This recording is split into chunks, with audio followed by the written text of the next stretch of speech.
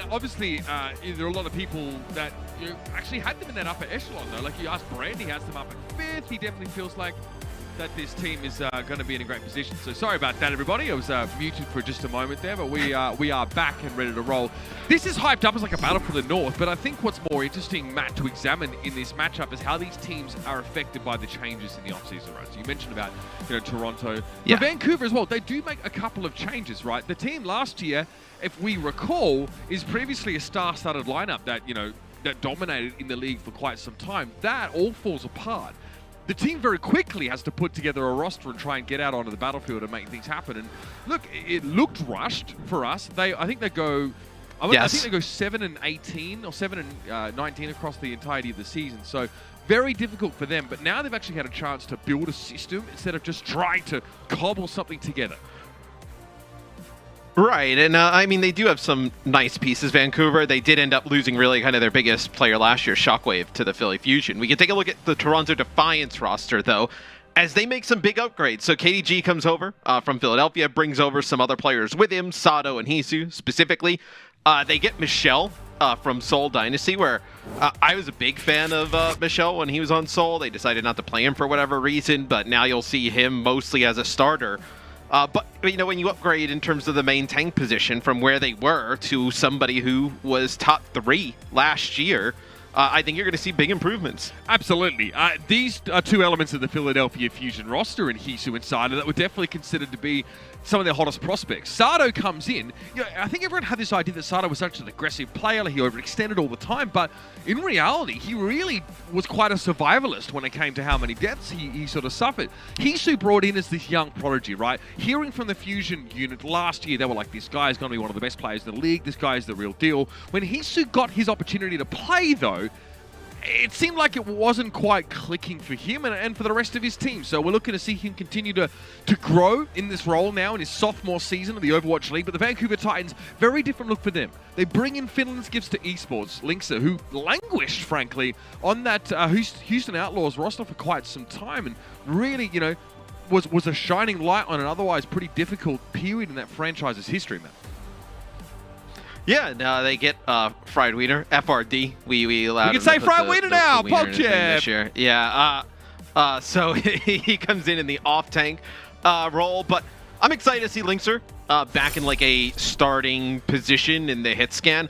We were looking over some stats earlier. I mean, he's just put up tremendous numbers over the history of Overwatch, specifically on the Widowmaker at a league level, as the first map in this series will be Busan. So maybe you get to see some Ashe or some Widow play, maybe even some McCree from Linkser. And bear in mind as well, this is a team that fielded KSA at the off-tank role last year, the Titans, and he looked quite good. But this roster benefits from, I think, the Atlanta Reign shedding some of the extraneous elements to that team. Vancouver Titans bring them on board straight away. They bring Fire and Fried Wiener on. They're teammates with a decent history together, and they keep the core of Dalton and Shredlock and Rolf. Of course, Rolf being the veteran on this roster. Competed in one of the very first Team Canada offerings quite some time back. This is indeed a battle for the North. These two teams very much changed, but last time they went head-to-head, it was a 5-map affair. Very close story here, and we didn't even get to talk about players like Nice and Ansun Jae as well. Nice obviously featured on that T1 roster in Korean Contenders and really shone despite that roster having some difficulty. And if you're an Element Mystic fan, you'll know Ansun Jae. I tell you what, I think Toronto is a roster that has really gone under the radar in terms of rankings and whatnot in NA. I think they really can make some noise. And for the Titans here, early on, looks like you see Rolf on the Batiste, and Linkser will be playing the May here. So May, McCree for both sides. Really pretty similar lineups for both teams here. Immediately there'll be some trading as Sato wants to get the hammer dirty, but he's going to have an immortality field deployed to keep him up. Michelle there, you can see off to the right, playing the off angle on that Diva, just trying to prolong that shield as long as possible, but eventually Sato gets burned down. The backline of the Defiant took a little while to get online. They find Rolf, and now they're able to fight back with some damage. And they were able to keep Sato alive for so long. He was so low there with the immortality field. And Michelle actually goes around a Mei wall as Sunjae goes over the top. He's able to pick up a kill and really opens things up there for the Toronto Defiant. And they'll be able to get the point first. A really good opening despite losing Sato early in that fight. That's when the backline of the Defiant really sort of comes alive. And that'll be a dead eye online here for Hisu. Someone who was sort of touted for, being a real Sombra aficionado last year, and Carpe often filled the hit scan position on that Fusion roster, but we knew what Hisu was capable of. Okay, you can hear that amplification matrix in the background. That's from Lastro, so the entirety of the Titans have to just play in this very small gap here to try and stay out of line of sight. It's just not enough room for them, frankly. Lastro's able to get rid of Linkser, and that immortality field has finally gone down, and so do the rest of the Titans. So far, this is one-sided. And it's tough when you lose that Mei first. You lose the Mei wall to split players off. Just the survivability of Mei and be able to brawl up close. Like the freeze is so huge, as we saw Linkser freeze Sato at the beginning, which forced out the immortality field. Losing Linkser first there is tough. I mean, you need that Mei. I mean, you have Ice Block. You really should be trying to stay alive later in these fights. And oh my, okay, Linkser goes for a Blizzard, but is actually interrupted as he tries to launch Snowball.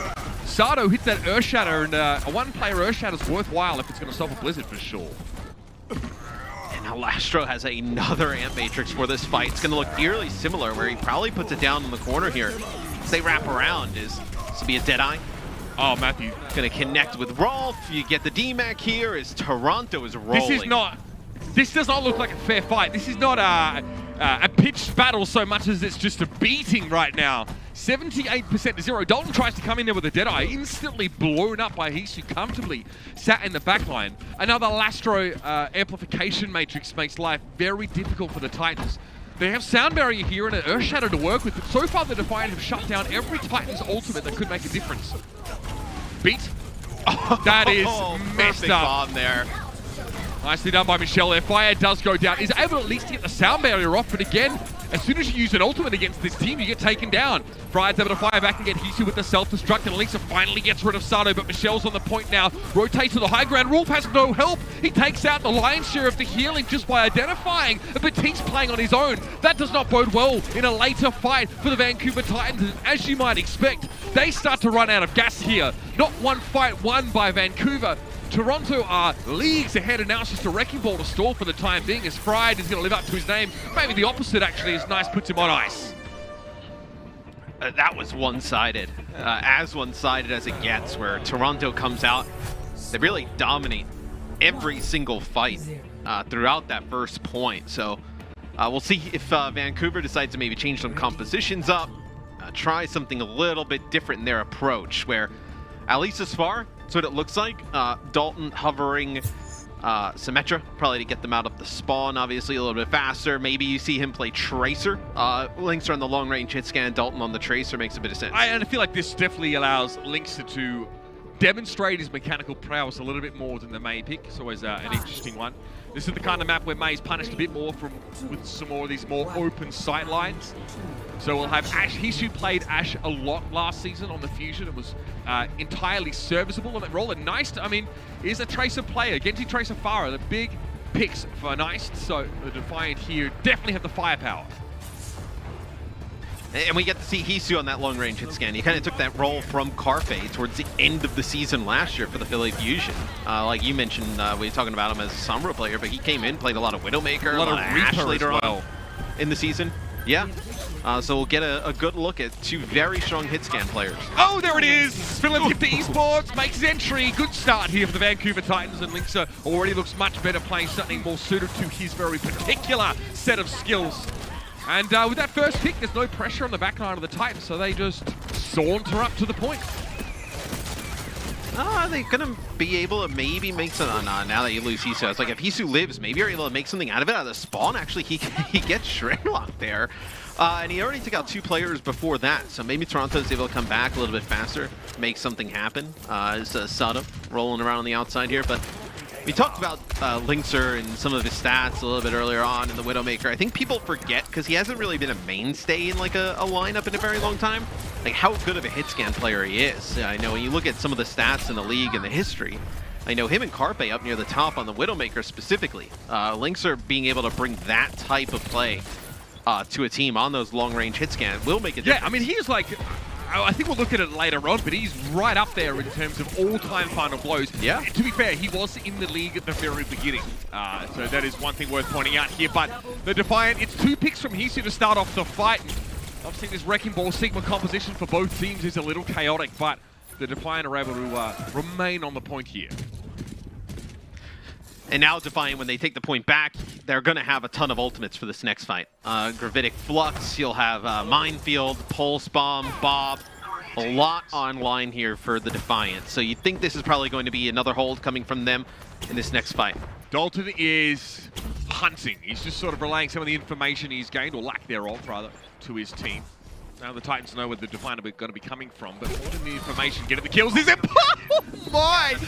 Dalton gets a free haircut care of Hisu there. Nicely done. Hisu dominating on the Ash so far, and Nice is going to compound the issue further, hitting Fried with the Pulse Bomb just as he goes up. And the Gravitic Flux also used to make the Titans unable to avoid that damage. I love the player cams. Like when we're on with Dalton and he ends up dying there after the Pulse Bomb, his face is just like the face of every Tracer player who goes in and just gets like 360 headshot. Just like, wait, what? Like, how did, like, I don't think that was supposed to happen. But yeah, he goes in, tries to get a Pulse Bomb. They're setting up a play going on to Hisu, but not able to pick that up. They did end up using Gravitic Flux, Minefield, and Pulse Bomb during that fight, Toronto, so they just have the Bob to stall things out and the support ults. Remember, Tracer can actually be one-shot headshot by Ash, so that's why you need to be very, very careful if you're in Dalton or Nice's position right now. Sato goes down early, and he's just able to get back and avoid the pile driver. Bob is going to get sent to the point now, and Transcendence from Lastro. Perhaps miscommunication there. Maybe Lastro expects the Defiant to actually fight for the point, or maybe they could have with their Transcendence, and they are not in position. Even with the Bob, it seemed a little bit late in this sense that you would have wanted the Bob to contest the point. They're going to get a kill on a Dalton, though, and then they're going to wrap. They're going to try and push in now that they have Sato. And to be fair, Dalton would have been able to keep him alive even with the Transcendence in play there. Ansu J very far forward here on the Brigitte as Lastro gets set up. Accretion connection, and Lastro is down. Fry looking comfortable here as he gets rid of the back line of the Toronto Defiant, and the Titans now 69%, nice and counting. Well, hello. It's a much closer game than the first point. So Vancouver looks a bit more settled in on this composition as you get Linkser on the long-range hit scan. You know, not a bad May player, but this is really where he kind of like, you know, earns his money, so to speak, right? This is what he's known for. Toronto, they'll have another crack at this. It's just really one-fight territory for either team. Dalton has to pick up the mini health pack there. Under pressure from Sato. Nice also getting involved, but takes a big hit. Rock gets hit with a pile driver, though. That's looking a bit dangerous, but the accretion was great from Fried Wiener. He's still going to fall, though. Unfortunately, Sato got him with the pile driver. It's a player advantage, or at least it was for the Toronto Defiant, but Dalton is holding it down. 99-98 right now, and Lynx are finally really getting involved here. Takes down Hisu. Michelle just has to stall for... Oh my god, that accretion flick was absolutely dirty. Still just enough time for a recall there from Dalton, though. But Michelle's really given a good account of himself there. Buys plenty of time, enough at least for Sato to get to the point. But the Defiant need to keep this going. Sato goes down now. Dynamite used, but recall already in progress for Nice, so he doesn't get fried. It's going to be Nice to fall after an unsuccessful pulse. And it's going to be one apiece. All right, so Vancouver bounces back pretty strong, which is such an odd first 2 rounds. Vancouver puts up basically no fight on Mecha base, and then coming back into the next point, they look really strong. This is probably a little bit of a worry for Toronto, because a lot of what the Titans just played, they could play again here. You can play Ash here again. You can play some Tracer. Lynx are now hovering the McCree. So this is what I thought they would kind of do. Have the Lynx are on the McCree, Dalton on the Tracer. So they'll be able to pull this out for our final point here on Busan. In fairness, that was well done by the Titans, considering that Dalton was being controlled for the first half of that round by Hisu. Every time he peeked around a corner, he was getting shot in the head. So it's going to be Tracer. Okay, so it's going to be Zarya Ball for the Defiant, Sigma Wrecking Ball here for the Vancouver Titans, and McCree for Linkser. Always a pleasure to see this one brought out. This will give a little bit more damage for the Defiant, with Michelle getting charged up on the Zarya. Also a little bit more survivability for Sato when he goes in deep on the ball. Sigma just is so good at personal survivability. We saw it on the point there at the end with Michelle in the previous one, where he was able to just stay alive for so long alone. Is nice on the point. Trying to just draw some players back, not really intending to try and take it. No, he immediately got body shot by Linkser there, so he actually has to be a little bit more mobile. But the rest of the Defiant doing good work. Nice.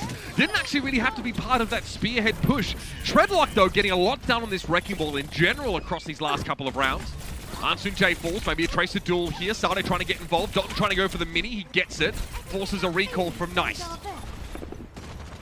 It's huge that he actually does take the point, because Vancouver, they get a bunch of kills, they start to wrap back towards the point, but respawners, Tracer, obviously very difficult to kind of get off of the point.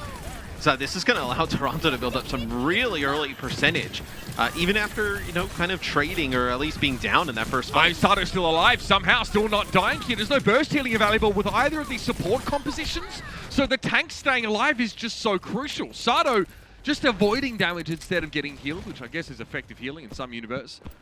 And Hisu has a comfortable perch here. The Titans, again, it's hard to top up these tanks after they take a big hit. So we see so much like touch and go. So many tanks just having to get out and sit in the backline for a couple seconds to return. In playing McCree with the Sigma, for the Titans, you're definitely a little bit more brawly, right? You're not able to access the Ashe up on the high ground. It was a Deadeye used by Linkser. It's canceled right away, as this will be the Transcendence from Ralt, trying to keep everybody up as a big ground pound comes in from Sato. Yeah, they couldn't get Linkser in time, which is, I mean, that's awful. He's really the one you need to be alive inside that Transcendence. Feels like Lastro really just matched Transcendences there, but this buys time. Toronto's still in control, and then they have a Graviton in the next fight. There has to be something huge here for the Titans. They need to find a way to somehow carve Michelle away from the Defiant quickly. And I wonder if you could have played the Ashe again if you're the Titans here. Oh, you lose the McCree. That's across the map. That is brutal. That is... It's a big pick-off by Lastro there. I mean, that may be, map deciding. Lastro has to be careful. Those hyperspheres were pretty lethal. Dalton, I mean, fair enough, tries to capture the point here, but Nice is just sent to deal with him comfortably. And there is Michelle. Has that Graviton Surge, fires it off, and it's pretty much elementary from there on out. Good start for the Toronto Defiant. The Titans give them a bit of a fight in that second round on Sanctuary, but still, it is going to be a Toronto Defiant win here.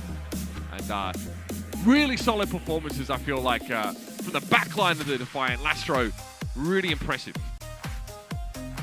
Yeah, all around, strong performance from Toronto. A very odd first map, though, of Busan. One really close point, two that were just absolute blowouts. So I wonder if we'll see the Titans kind of go more towards what we saw them be competitive with some more long-range hit scan, whether it be, they put Linkser or somebody else on like a Hangzhou, an Ashe, maybe try and pull out the McCree again. But those seem to be the things that were working for the Titans there in map number one. Links are looking good on the hit scan. Friedwin is still impressing on that off-tank role. There's plenty to look forward to if you're a Titans fan, so stick around, see if they can bring things back in map number 2.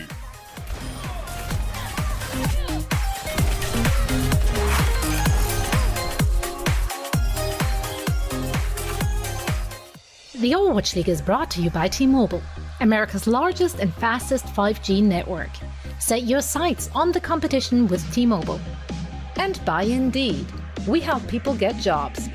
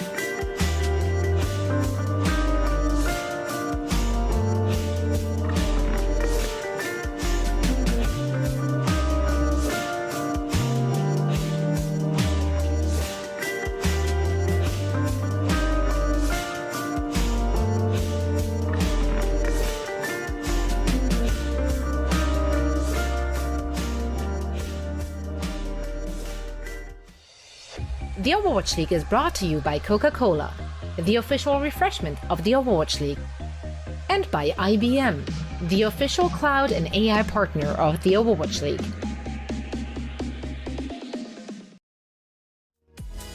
Hi, I'm Matt Morello. The Overwatch League and T-Mobile have given me this time to talk about something that's near and dear to my heart. Overwatch League Perks by T-Mobile. Perks are a special bonus for tuning into the Overwatch League and are a fun way to earn in-game rewards while watching your favorite Overwatch League teams compete. This year, you'll also earn great perks like skins and sprays for tuning into tournament weekends. But lately, there's been a dark scourge on our channel. Spamming the chat with exclamation point drops and exclamation point tokens does not in fact earn you any Overwatch League perks. The way to earn Overwatch League perks is by clicking down below and connecting your YouTube account to your Battle.net account. It's just that easy. Do you or a loved one feel the urge to spam exclamation point drops or exclamation point tokens in the Overwatch League chat? Stop it. Get some help. Click right here. You can start earning Overwatch League perks by T-Mobile right now. Don't blow it. I'm Matt Mr. X Morello. Thank you for watching. Requires Overwatch. Centers must be redeemed in-game on or before 12/31/2021. Terms and conditions apply. See official rules for details.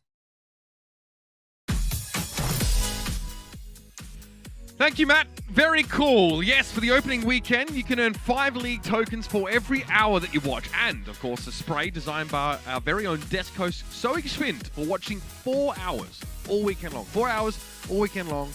Easy clap, ladies and gentlemen, especially if you're already locked into this match. If you're a Canadian Overwatch fan, then you'll be pleased. Either way, hopefully. Let's have a look at our power rankings with IBM Watson. We'll get onto that in just a second. And obviously the Defiant benefit from bringing in Sato, who had a very good year last year, ranked 4th, as far as this ranking is concerned. So, I mean, that is above people like Fury, Fate, Fearless, and Hanbin. Pretty big deal. Oh, I mean, he was a rock star last year. I think even going into last year, everybody was kind of wondering, like, well, what is Sato? And I think a lot of people looked at, his play and just inconsistent. But I think the one thing you looked at with Sato and you knew all of the time, it's like just his mechanical skill was tremendous on all of the tanks. And last year he had the team around him to put him in position to, play at a consistent level. And I think he's going to carry that over into this year. I think he's a player that probably a lot of people aren't talking about enough, in that he's going to be very, very good for Toronto. Here's an exciting little substitution here. Teru comes in for Linksa. Now, again, fans of Korean contenders may be familiar with this name, as he featured on O2 Blast's contenders winning roster. Again, and it comes in, as a player who's sort of known for playing a lot of the projectile DPS roles. So he's substituting obviously with Linksa as a hit scan player. So we might actually see Dalton play a little bit more of that hit scan. We could even see things like Echo on this particular map as well. Plenty of different compositions to expect for Eichenwalder, which will be our next map. I just want to say, I think the Zoe spray is great. I don't know why she has a problem with my art style, My art style's pretty good. I mean, can I be honest with you, Matt? It looks like someone yours looks like someone attached some hair clippings to an ice cream. It looks a bit haggard. I'll be honest with you. I mean, that's not very nice. Listen, art is subjective. And so is aesthetics. It's true. You know what I mean? So like, I'm not much of an art critic. I mean, look, you've seen the shirts over there, right? I don't really have that high expectations for aesthetics. Look, with the way, I mean, with your fashion sense, you shouldn't really be able to critique anybody. The focus groups got back to me and said I need to counteract my just over the top masculinity with flowers. So here we are. I'm just doing what I'm told, bro. It's true. Now, I also saw on Twitter, I believe, that if the Titans go to Game 5, there's some type of breadsticks thing you can get. Breadsticks? So I'm sure cutting carbs, yeah, bro. I'm sure everybody now in Canada is hoping this one goes the distance. You know what? So I hope for all the people out there who want the breadsticks that it goes the distance. I hope you get that bread, gamers. I can't have it though, but I'll be with you in spirit here. The Defiant will be on the attacking side. Hisu, I mean, if we get the Widowmaker here, maybe just for a time, he might just grapple up here, have a look, see what he can find, and go back down. I mean, a decent matchup against the McCree, but the sidelines here for attackers aren't great until Sato creates a bunch of space. Yeah, that's why we get to switch up here. McCree and May for both sides. Teru will be on the May. Yes, Dalton is on hit scan. Yeah, just trying to go over the top of the building, maybe connect with a Widow headshot also to see if they have like kind of a Pharah playing around the pole. Potentially could have gotten a pick off, but mirror matchup here for both teams as both teams playing this aggressive rush style. Yeah. Friedwiener very much in the mix here. Sato's forced back, his shield is broken, and I mean, Fried goes deep. He thinks he can actually get rid of Sato, but the healing of Batiste really is quite insane. Hisu, good roll, and the flash. Dalton wins out that duel. SMSing each other, just not in the way you maybe expect. Nice little clean-up here for Vancouver. They hold well. A lot of pressure on Sato, Matt, early. Well, it's the same thing that we saw at the beginning of Busan, right? He goes really low. They have to use Immortality Field early. That's a huge advantage when that happens for the Titans. They can just start to pressure him down some more. Shredlock ends up using a Shadow towards the end of it. Maybe he didn't even need it. Where Toronto now, you'll come in with an Ant Matrix. You'll come in with Shatter. You can maybe make a play, at least get some type of control using the Ant Matrix, get closer to the point. Sato. Earth Shatter in tow. Shredlock not nearly close to it. We'll see, yeah, obviously Nice is looking for a big May. What's disgusting, Sato? Unbelievable. A gigantic Earth Shatter, kind of tempered by the fact that Michelle's picked off after he gets desuited here. Here's that Blizzard though, and Nice is going to have to ice block this one. I don't know if Sato gets away. No, he's going to be frozen, but he's just playing a ridiculous off angle very far away from the rest of his team, and is able to take Rolf out of the equation. That is a very bad sign for Vancouver. Yeah, Hisu was doing that earlier a bit as well, taking these off angles as the big shatter from Sato allows him to take the point. It's FRD not able to get over to the top to contest. So Toronto may decide to chase this, pick up some kills. These kills would be huge here because then you can't play close to the gate if you're the Titans. Yeah, Lucio's still in tow for the Titans though, so they're able to get at least far enough away to avoid being staggered out. That Earth Shatter, by the way, yeah, rather unassisted. I don't think there's a McCree flash behind that. It's just great timing that we saw from Sato just to dominate that Reinhardt battle. Still, now we see the Titans, they get a player advantage, they want to go forward, but that amplification matrix could be a bit of a problem. They throw down the immortality field, it gets removed pretty quickly, and yes, this is blown up in the Titans' face, literally in the case of Rule. Yeah, but you still have the gate going to be open here. I mean, so they take this fight up close, and it's still going to buy them some time. So it takes a little bit for the gate to open, the cart to move again. So by playing that far up for Toronto, you're for the Titans, you're probably going to get a fight at least at this first corner again.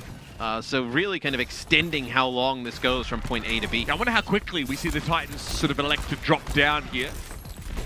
They're playing from the high ground and not from the don't bridge. have Blizzard, so yeah, if you had Blizzard, you'd probably be a little bit more aggressive here, but maybe get in a position for a Deadeye, yeah. Oh, get boosted up. There it is, though. Great amplification matrix thrown in the mix, and there's really not much Dalton could do. They'll take the Diva kill, though.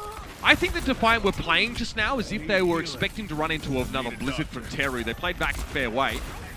That's the ice wall. Okay, starting to get sandwiched briefly. He's able to get out of that. But Teru really wants to try and free someone up. That's a Deadeye from Hisu. Right in the back corner here. Nothing from that one. Shatter from Sato. No connection.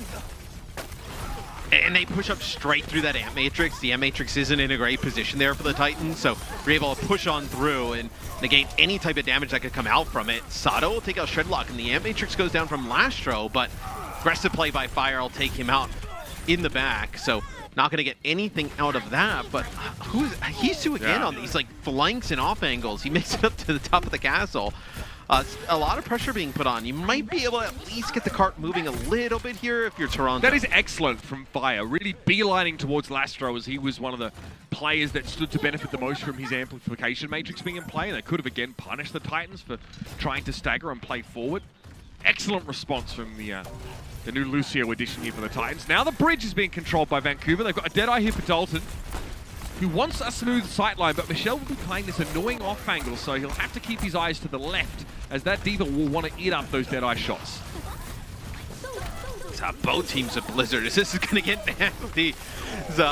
Everybody going to be frozen. Immortality fields from both sides thrown out. It's an Amp Matrix that comes down from the Titans, but it looks like Toronto able to speed boost out, gets it up a little bit better here, so they lose fire. That's going to be tough as the payload will start to get moving towards point B. That's a boot from Ansun Jay that actually makes it impossible for Fire to hit the ground and break line of sight from the self-destruct happening on the high ground. So nice little setup. Ansun Jay just booped him off the edge, but of course you're sort of just spinning in midair and you don't have that level of control. Toronto Defiant here.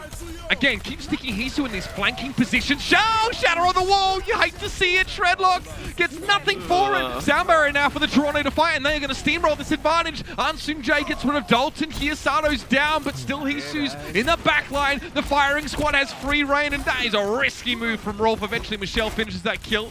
Hisu, for a time, will have the cone of silence placed in front of him, but it'll be the Defiant. Over 2 minutes. Last stretch of the attack. They'll have a Shatter and a Deadeye coming around one of these corners. As I know Sato hit a huge one on point A, but now a big Shatter kind of completes the map for him. So the Titans, I believe it was Shredlock, comes out, uses the Shatter at the beginning there, didn't really get anything. Up on a May wall trying to self-destruct, yeah. Okay, Deadeye, Ansun Jay that's trying to be cute there, I think it's safe to say. Still, speed not necessary for the Defiant. They're already pushed far forward. They're going to get Teru at least to make it a 1-for-1 trade. Rolf and Fire got hit with that Earth Shatter, but there's just enough time for Fire to get up and get the beat going. Immortality Field not being touched right now. The Titans have too many other things to shoot, but Hisu's the one connecting the shots. Dalton goes down, and this is a team that loses their Lucio at the start of the fight match. They don't seem to care. It doesn't seem to bother them. And now the Blizzard give themselves a winter wonderland as they try and approach the throne. Oh, and it looks like a boop on the Shredlock when he was going for the Shatter again, so it doesn't get anything, but the Shatter from Sato was huge. He connects with Teru and both supports. They lose the May, and then I think when both supports down, enough damage comes in that they're a little bit worried, obviously, about keeping everybody alive. They use the sound barrier right after that. They use Amp Matrix. In Toronto, they just back out. They kited a little bit. Vancouver gets nothing for those ultimates, and then Toronto uses a speed boost, engages right back in, finishes them off. So completes the map with 1 minute and 13 in the time. Bang, pretty good time there for the Toronto Defiant. Even though Fire is able to pick himself back up and get a sound barrier, there's just way too much going on for the Defiant. And they have an immortality field that is not really placed around a corner. It's actually just kind of out in the open. But the Titans seem like they're, I don't know, maybe their bandwidth was so heavily taxed that they didn't really have the time or wherewithal to get rid of the immortality field, which is a problem for them. Obviously, they're not going to find any kills. So decent for the Toronto Defiant. They get snarled up a little bit as the Vancouver Titans. They try and mess with some staggered timings. Just after that first point gets taken, they just play aggressively. They, like you mentioned, Matt, they kind of into the Defiant, knowing that it will take some time for the door to open, the portcullis to come up, so they get kind of a free fight. Still though, 1 minute 13 time makes respectable here. Let's see what the Titans can pull out on the attacking side, and they may well have the McCree and May combo once more. We saw a clip of it. Sato over here to the right. Yeah, he's trying to line up a fire strike coming out of the spawn door. Charges on back to the rest of the team. So I'm interested on the offensive side, Mitch, what kind of positions and angles that Dalton takes from Hisu in the last round. So a lot of different off angles, putting a lot of pressure on the opposing McCree. Does Dalton go for the same type of play as Shredlock gets caught on the wrong side of that May wall? Immortality Field is up, and that's a good May wall there from Teru, a defensive one that will allow them to get Shredlock out and alive. And look at the ultimate percentage on Rolf here. That's just how much of a beating Vancouver took. He is 64% to his first ult. It's great that he's getting towards the ult. I'm sure he would much rather his team doesn't take that beating, though. So it's going to be, they're going to all get over the May wall here. So that's actually pretty good for the Titans. They're taking so much damage, though. So they end up getting Sato, though. Good immortality field there from Rolf. Yeah, still the trade, though. Nice. Okay, the Blizzard tries to get a little bit of extra freeze on Teru, and Anton Jay's going to finish the job. Hisu just lopes back into the fray. Flashes from everybody. And the Defiant actually stabilize after maybe a miscalculation. They throw the May wall up and think, okay, we can isolate Shredlock. Then the Titans just come over the top there. Of course, the Exo boots for Rolf definitely helped him get that healing that was required. Yeah, and Toronto have both support ultimates here on defense. Where the Titans, I mean, I was going to say, no Shatter available, as Sato's going to have that. No Blizzard yet, so a little bit behind on some of these big ultimates that can change fights. The Maywall, that's annoying. That's going to be tough to break as well. Treadlock somehow still alive. The Immortality Field from Wolf is going to help with that, but look at this. The Defiant say, actually, no, we need to go aggressive now. They threw up an Amp Matrix, so you can see they were initially planning to sit back a little bit, but as soon as they get that pick, it is go, go, go. Yeah, they split off Shredlock, and they try and use the Amp Matrix to burn him down. He gets out. But then they speed on forward, and that's a huge shatter from Sato. Connects with 3. Sato's already back up to 77% on shatter. After just using it in that fight. The amount of damage he was able to put down that small hallway. They may have no idea that he's going to come up on another one this quickly. Yeah, I think at Fire Strike value, again, he gets another 7% from that one. Again, Dalton. He may have one in this fight coming up. There's no way you track this, right? It'll be like Johnny versus, I think, Gesture, like way, or it was a Fisher, actually, yeah, getting ulted 3 times in one fight. Yeah. Sato goes down, though, so that Earth Shatter off the table. Nice, can't even use the Blizzard as well, so it looks like the Defiant are going to concede this point now after...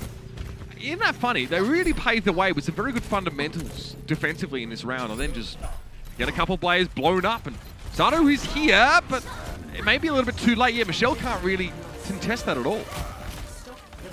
Yeah, I was going to say, it looked like Michelle thought they could actually get through. The Maywall comes in, it's pretty big there for Teru, but potentially could have waited, let them take it, and then play up and aggressive. Kind of like how we saw the Titans do, where the gate doesn't open. Now with all these ultimates, though, and you're waiting on Michelle, you probably play this high ground and you're able to use the Blizzard coming down onto the cart. Nicely done by the Titans, and maybe just a little sloppy from Toronto in that last fight. They're going to drop down pretty quickly, though. Hisu, okay, 2 Maywalls, that's maybe a little bit too much. You can't see a whole lot. Sato gets blown up pretty instantly, and this Blizzard's going to make it even worse. Okay, they're going to try and fight this without Sato here. Teru gets knocked back into the Blizzard. Rolf is the first target, though, and he goes down. Dalton's also missing, and this is bad for the Titans. The Defiant have a chance to retake control here. Oh, nice shot there from Hisu. So that was FRD trying to get back in the mech, but these are huge fights when you can win these on Eichenwald, and you can play really close, and this is as close as you can get to Defiant. Push all the way up. Maybe they thought they were able to pick off like Dalton or something with a Maywall and split him off, but Rolf with the Amp Matrix here for Vancouver. They need to use this to obviously put down some damage, but also give them some space to operate around the payload. Yeah, here's that Matrix.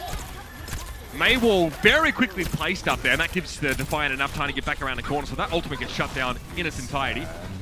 Deadeye from Dalton. No targets. Maybe Michelle on the high ground. Defense Matrix is there. He's hoping someone peeks from the left side, but he doesn't find the kill. Rolf again goes down first. Now it's traded for Sato. But where's all the healing going to come from Shredlock? Nicely done by Fried.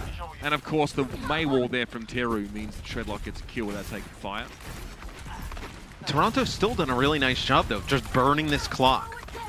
You know, 1:39 goes pretty quick here towards this end of point B. He's setting up for a Deadeye. Is he gonna play with the team, or he's gonna go on one of these flanks? He's asking for Fried Arena to come and collect here, I think. Well, it's both Blizzards in play. Maywall comes through. Blizzard here. Not gonna get anything. Teru has to ice block this one. Dreadlock can't be saved. Lastro eventually goes down, though, so now it's the Defiant that are playing the rest of this fight without their Baptiste. Teru was forced out of position, but still with Hisu going down now, there's all to play for here for the Vancouver Titans. This is more time burn, and a mini diva is enough to distract in the backline. The Titans have to push forward now, and quickly, sheepishly, the Defiant are going to try and back away, but it's going to be tough to escape this. Sato is in deep trouble. Yeah, you're going to lose Sato here too, which... This is going to make it very difficult to touch and contest. Like, do you want to invest a sound barrier on your diva to keep them alive on the cart, thinking it's enough? Yeah, no, they're going to back out. Well, and they also have the luxury to Toronto, right? They complete the map. They have a minute plus in the time bank. 2 minutes to go here as we move inside. You take a fight here close to the choke. You force the Titans to use some ultimates. We get towards the end of the map, and 30, 40 seconds left, you can stall that out pretty easily, especially if you hold on to some of these support ults. So Toronto's still in the driver's seat. Realistically, not a lot of time for the Titans to finish the map from this position. And Matrix for Rolf, he gets some value. His own Maywall's kind of in the way a little bit there, but that's a nice Earth Shatter. Sato's knocked in his behind, and Michelle tries to get away. I can't believe that. Both main tanks get hit with a Shatter, and no one else drops on the side of the Defiant. The Titans aren't able to capitalize on a pretty crucial Earth Shatter. The cart is rapidly approaching those, so at least they've been able to create some space and gain some extra progress. But here comes a clap back from the Defiant.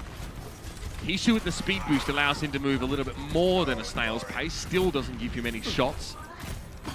And again, the Defiant back away to say, okay. Teru still has this. That is a nasty pick. Hishu on an off angle gets the Lucio. That is You asked if huge. Dalton will be doing stuff like this? And they're He's gonna, not. And they're going to use the Blizzard after this. Self-destruct though, that's bad. Shredlock, okay, he has a shield, he can put that back up, but with that shield getting blown up now, he just basically has to run away, and yep, Michelle's gonna know that Shredlock has no barrier to hide behind. He chases both main tanks down. The Blizzard is such a huge ultimate there for Vancouver. I wonder if you could have held it until you're back at full strength.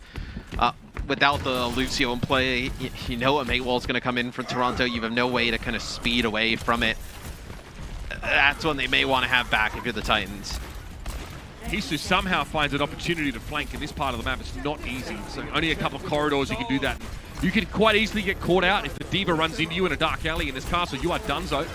Dalton flash, Michelle forces him away. That McCree's out of the fight entirely. Shredlock frozen up here. Sato quickly turns, shields up, and Shredlock now takes an opportunity to get some free hits in. Great immortality field. Sato was in deep trouble there. And Dalton has spent most of the fight on the outside looking in, Matt. Sisu's going to have the Deadeye as well here, probably just moving players off of the cart, but this does not look likely that Titans are even going to get back to it. It's Toronto able to get that hold inside of the castle. They played the long game perfectly. They knew they had completed the map. They had that advantage in terms of the time. They could give up on that point B. They knew how to cycle their ultimates there once we got inside. Very strong play by Toronto through the first two maps. I mean, at some points you're right, Matt. They kind of, meekly concede a couple of points, but they always maintain this kind of time-banked lead. It's not a flashy performance from the entirety of the Defiant, but it is fundamentally very sound. What Hisu is trying to do can be quite easily punished as well. Well, I mean, it can be punished, and if that happens, it's quite devastating. But at no point does Hisu really look like he's too bothered. He's able to flank, find crucial kills. Rolf getting picked off really early in a lot of these fights, whereas Dalton prefers to stand behind Shredlock and find this safe damage. In that sense, the Defiant are being rewarded for some, I guess, of what they're wagering, or the risk they're taking, and they go now into map 3 with a 2-0 lead. Ladies and gentlemen, join us after the break to see if the Vancouver Titans can stay alive or if it's all going to be red and black.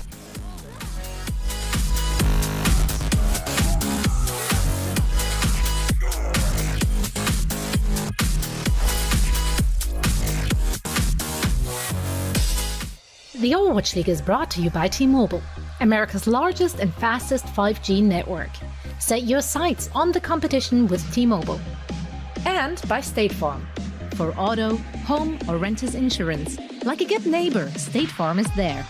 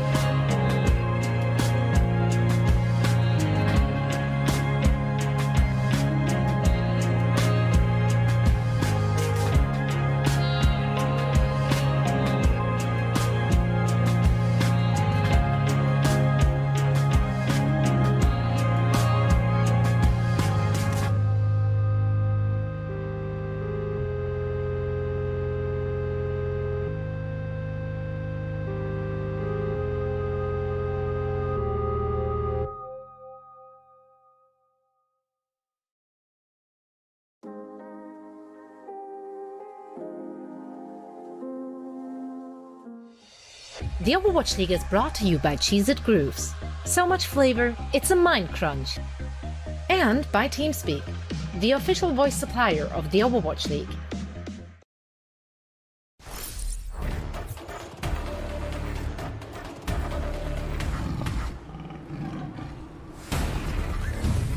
Treadlock now into the back line and gets rid of both support. Up over the top, gets a double! And here's a coalescence from the high ground for Rolf, but wow, the timing on that one looks so good. Really. Killed and Fire gets two! That is crazy! Time and a great stick from Dal. That's three from him! That's crazy, they make it work!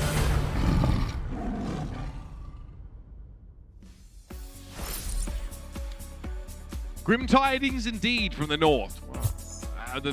The northwest, actually, to be specific, as the Vancouver Titans are well and truly behind the 8 ball in this particular matchup here. The Defiant, look, it feels at times like a little bit of a slow roll. Matt, Toronto definitely look like they're looking much more comfortable. They've really been happy to brawl, but I can vote they just kind of let it play out. They just took an early lead and, gave up point A, point B, and really slowed down the Titans at the end of the match. It's just a very safe style play there, and I think it's what you want to see from a team you're a fan of, right? Toronto, they know the win conditions, they're not trying to force anything, no hero plays, know the situation with the clock and how they can draw this out. You see some subs for both teams, everybody kind of getting set back up before we jump into the next map. So some interesting names coming in. It's good to see Logic's back in the lineup, as we'll see him for Toronto. But you'll have Beast coming in as well. Aztec coming in for Toronto too.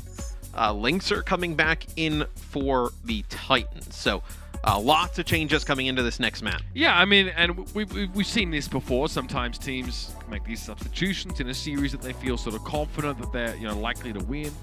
Or perhaps these players are also practiced on these particular maps. I mean, people might remember Aztec. He was on the Uprising Academy for quite some time, but also WGS Phoenix more recently, obviously. WGS Phoenix and the Uprising had an agreement to sort of loan him out for some time. Zenyatta, an Ana player, obviously, flex support, comes in here. And Beast, obviously, look, I don't think it's a flattering comparison statistically, putting him up next to Sato as a top 4 tank as far as IBM Watson is concerned. And Beast was sort of down towards the bottom in aggregate stats last season. So a chance for him to sort of show signs of his own development over the course of the off-season, because it's quite clear, Matt, that that Defiant sort of buy into the idea of him as a player in sort of the longer term here, and this is a great chance for him to get that crucial match experience and obviously learn a ton from Sato as well. Yeah, I was going to say a huge opportunity for Beast to kind of learn under Sato, KDG, really kind of improve as a player over time. Sato is so tremendous. I mean, when you look at what he brings to this team and everything that he kind of has is incredible. And this is some of the stuff we were talking about earlier, Mitch, when we were referencing some of the Lynxer stuff. So this is Final Blows' Widowmaker all time in the Overwatch League. And we go over to Gibraltar where maybe we see some Widow play. Lynxer is right up there with Carpe, man. And to think Carpe is in the lineup all of the time for the Philly Fusion, really since the beginning. Lynxer's had moments where he hasn't played for long stretches, what it feels like. So this really kind of, you think back to Season 1, probably a lot of this damage was done, where Lynxer was tremendous on the Widowmaker. I actually also think as well, solo kills, Lynxer is right up the top of the scoreboard, I think, in terms of solo kills per 10 minutes. He's number 1. Yeah, for players with 2 or more seasons, Lynxer at 1.5 solo kills per 10 minutes. So obviously, we say 2 or more seasons because we really try and stretch. Yeah, here it is. So we've got it. This stretches out, obviously, over a sample size. And Lynxer Logics, 2 players in the game right now, have been credited with really big hauls of these solo kills. And I'm actually excited to see how Logix plays on this Toronto Defiant team. We haven't seen Logix with a real strong roster around him. I think that would be fair to say. Absolutely. Always in a situation where he's kind of had to do a lot to get wins or even get good results. So now to see him with a lot of this talent around, you don't know how good he can be. Well, we see how good he is, especially on the Widowmaker and things like that, and hit scan. Now, what else can he bring to this team? Now, with Logix and Hisu in the lineup, you kind of think like, well, maybe in Gibraltar, do you have Hisu? Is this where he plays some Sombra like you had talked about earlier? And then we see Logix on some of the long-range hit scan, and maybe that's his role on this team. Maybe that's what they go with. It's possible we get... it's possible we get a Logix on a Tracer as well at some point. Tracer as well, yeah. As you sort of pointed out, what we've seen from Gibraltar is teams playing a lot of double bubble setups, right? And yesterday, I think we definitely got to see Smurf look really dominant just on the Winston in general, just in the way that he was sort of set up here. This is where I would like Sado, right? Obviously, Beast comes in on this particular map, and we probably should expect to see some Winston there. But I am excited because, for whatever reason, the Defiant sort of coaching staff really want, Beast in on this particular map. And we know just how good it looks for Winston to take the game over. Well, okay, so if you were going to play Winston, you'd probably still leave Sado in. Is this something where you see them play double shield, like a Orisa Sigma, and you bring in Beast to play the Orisa, and you kind of have him be like the Orisa specialist for this team? I mean, God knows Sado played enough Orisa in his time. Yeah. Sure. I mean, I suppose so. Is that what you want to do? Yeah, I mean, it's a possibility. We just don't really know, Sigma, right? I was maybe expecting you could play Ball Sigma on this map theoretically on some parts of it. We are waiting just at the moment for a couple of these players to get into lobby, but we can have a look at our map leaderboard right now and give you an idea exactly how some of these times have spun out here. And you'll see here that the Vancouver Titans, now this is their 2019 roster, chat. But the franchise is credited with one of the fastest pushes on this particular map against a Gladiators team who has never really been truly bad at any season of the league. No. It just kind of shows where the Titans were really kind of a team that was bashing a lot of the other teams in the league that were so strong. And obviously a ton of shakeups with that roster and, now kind of rebuilding. And you rebuild to try and get back to that point. Absolutely. And I think that, and I guess this probably illustrates, the sort of the rise, the fall, and the rebuild period of this Titans roster pretty adequately, because you do go from a top 2 team to a bottom 2 team essentially overnight.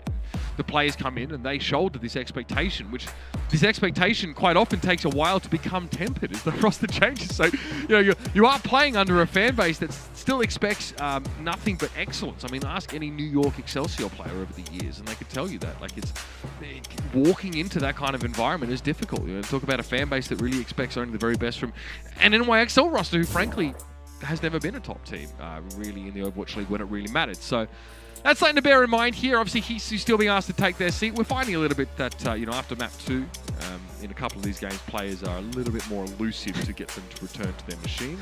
Is this the Titan showing off? Looks like stress balls with the Titans logo. See, Fried really seems like the least stressed person I know. It's the first game of the season. Yeah. I mean, guy looks like he's. Maybe he's in the middle of filming Castaway right now. I mean, he's chilling. You know what I mean? All right, Fry Wiener has a stretch ball, then I guess we should all have one. I mean, he's got a big job, I guess, right now, especially in the matchup against Michelle. I mean, I think Fry looked very, very good over the first couple of maps. We got to see Sigma when they were playing the Sigma ball early, and then he obviously played some Diva just after that. I mean, it's kind of crazy that the Rain had both him and Hawk just sort of sat there. 2 absolute sort of top level flex tanks. I also think on the other side, it's really good to see Michelle get consistent play. Last year, when it was Marvel last year, he was on Seoul Dynasty, we saw a lot of Marvel plus gesture as Marvel started to play more off tank, and I know towards the later half of the season prior to that, I thought Michelle was playing quite well, specifically on the Diva. We now see he can play the Sigma. I'm excited that he's a mainstay of this Toronto roster. I think that Toronto, a lot like how we talked about where. In Icon Ball, they played really safe, consistent, smart. Like, it's kind of the same way they built the roster, where I also think the roster's very solid from top to bottom. They just don't have some of, like, that star power draw some of, like, the other teams have. but these players are really sick. Really good team this year to work with. No doubt about it. We're going to take a quick break as we step aside. So I think it's the Defiant having a technical issue or two that needs to be ironed out, but we'll be back soon enough with map number 3, and we'll see if the Vancouver Titans can stay alive or will they get swept. Stick around.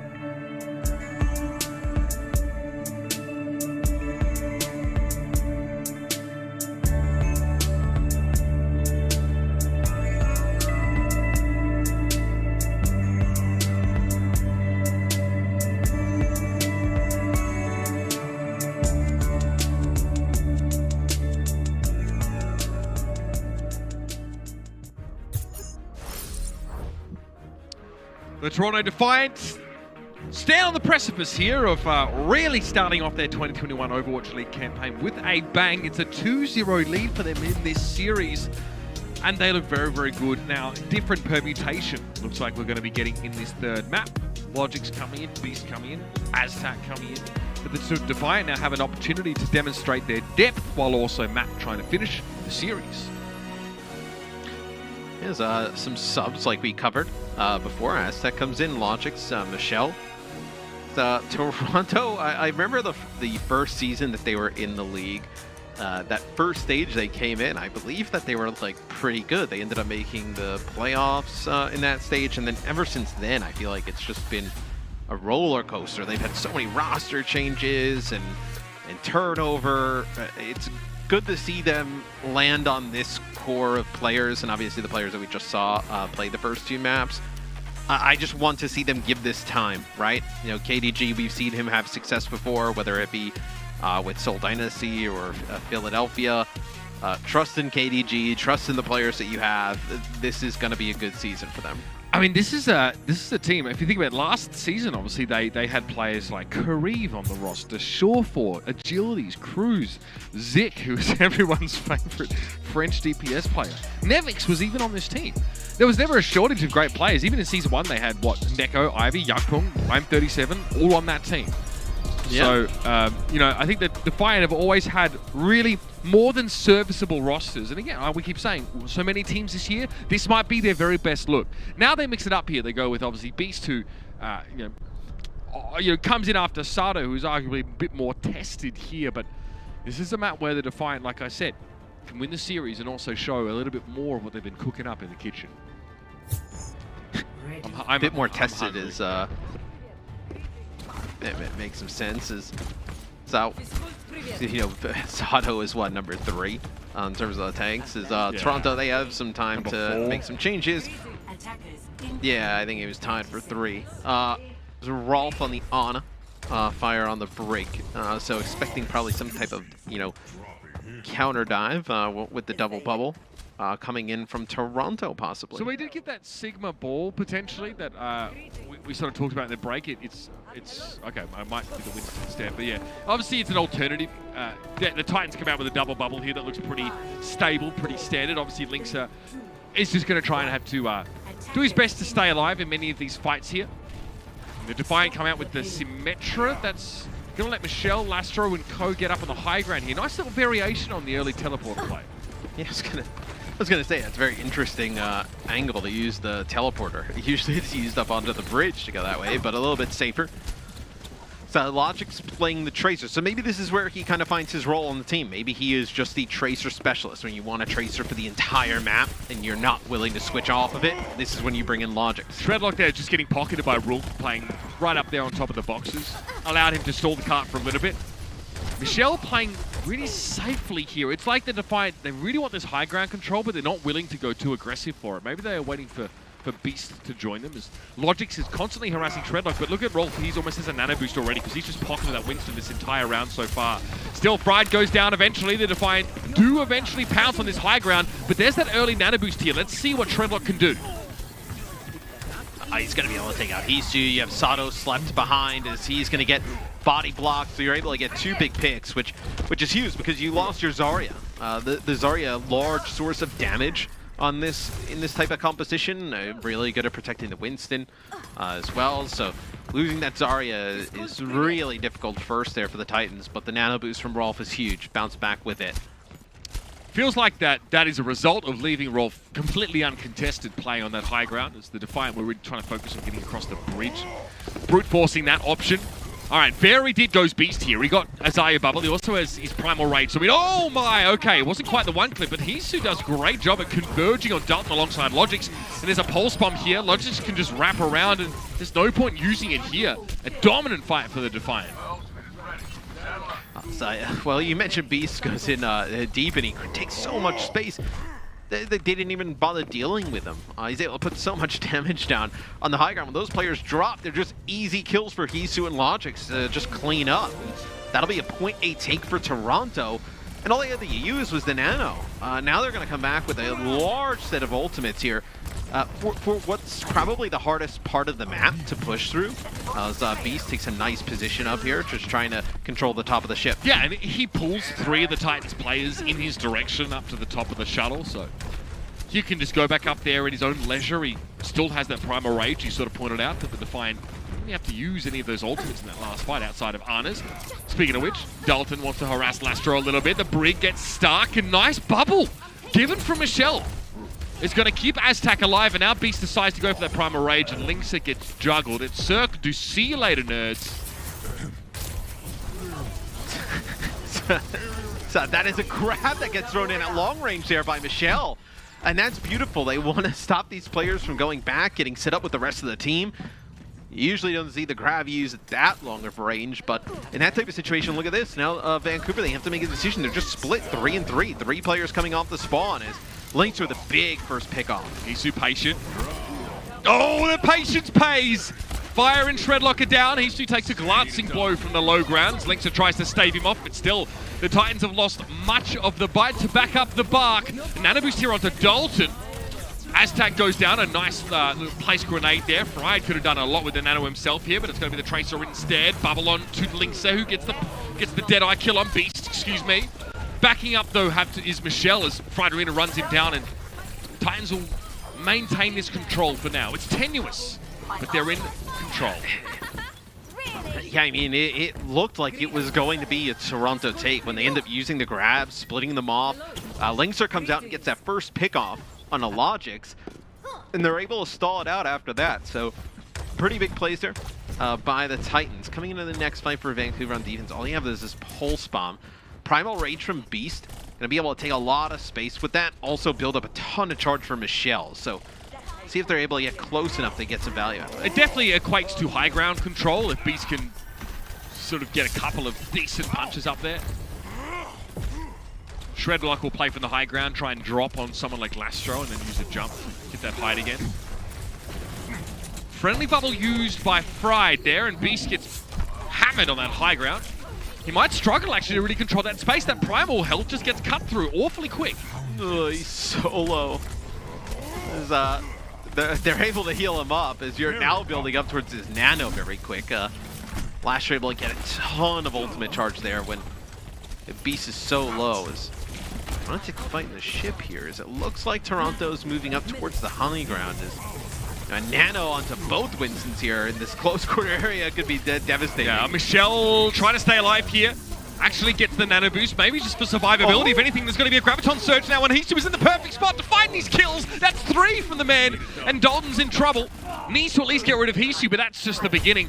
So much work to be done now for just one player, one Tracer. Dalton has the Pulse Bomb to throw a spanner in the works here, but the Titans have to get back to the cart post-haste. Oh, and he's so weak. They're just tracking him so well as Michelle all charged up. Linkster with a Deadeye coming out, forcing them behind the payload. He's looking for heads. Found a couple there, but maybe not quite enough. Good flash on a Beast, though, and now it's the Graviton Surge to compound the issue from Fried. Well, it's just Aztec by the looks of things caught in that one, but it's enough, again, to stave off the Defiant, who come in under 40 seconds remaining on their attack. And for as good as how Toronto has looked sometimes on offense, the story's really been how good the Titans have been in these last fight type of scenarios on D. Lynx are able to control the high ground there. Good use of the grab on the payload as 20 seconds left. Toronto, you probably end up with a Deadeye here and potentially a Pulse Bomb.